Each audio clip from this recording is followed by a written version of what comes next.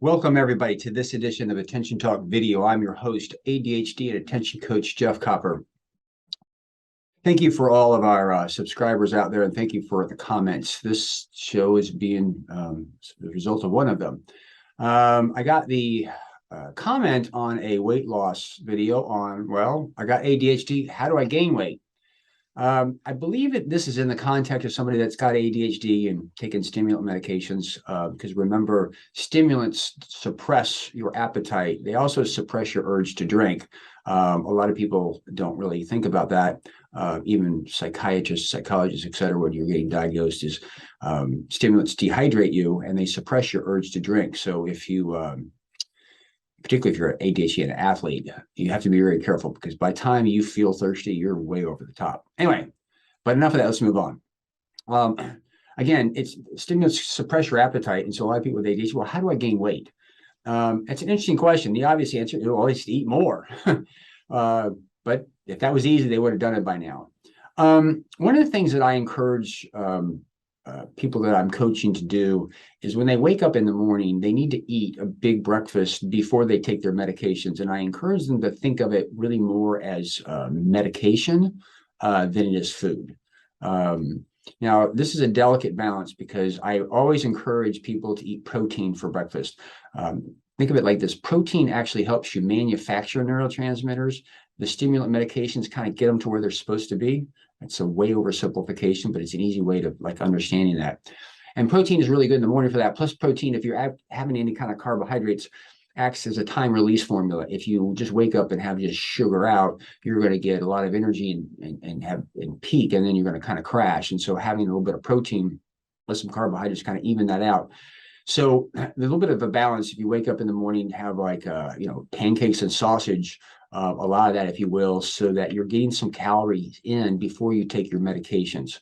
The other tip that I have is, around lunchtime, whenever you're supposed to eat, basically have a couple protein bars. And it's think of it as a pill. I had a health condition 12 years ago where I had lost like 35 pounds in a matter of 6 weeks. And it was a bit of a challenge because I was having to eat. And it took everything I had to get that down. And literally food was really medication at that particular time. So I can kind of empathize with this. But needless to say, the huge ass breakfast in the morning, try to add some protein to that so that at least you get the food in your stomach before you take the medications. Middle of the day, a couple protein bars.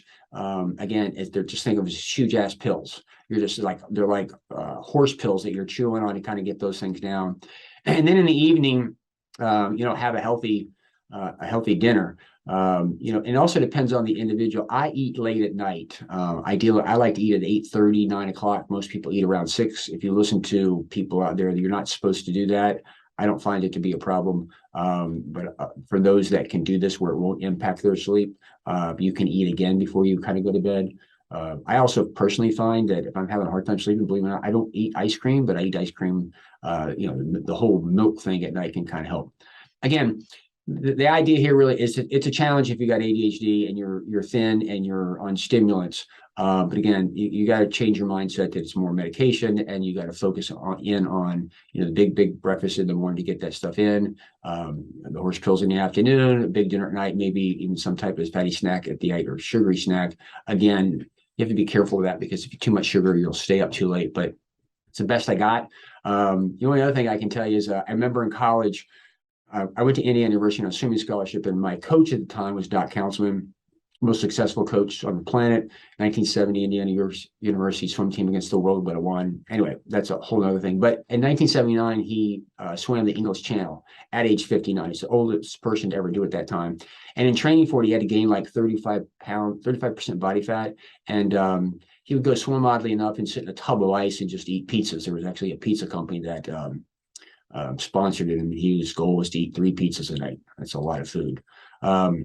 But again, if you're trying to gain some weight, that's basically the formula: is you eat till you don't like it, you eat a little bit more. For the rest of us out there who have metabolisms that are hardly active, we're jealous of you. But anyway, that's our tip. For those new to our channel, please hit the subscribe button. For our existing listeners, thoughts on this? Have you had challenges with this? Have you found anything else that would have worked for you? I'd certainly love to hear that. And we provide these services of this channel for you to help you. We encourage anybody who would like to contribute to hit the thanks button. With that, we hope you've enjoyed this edition of Attention Talk Video. Take care.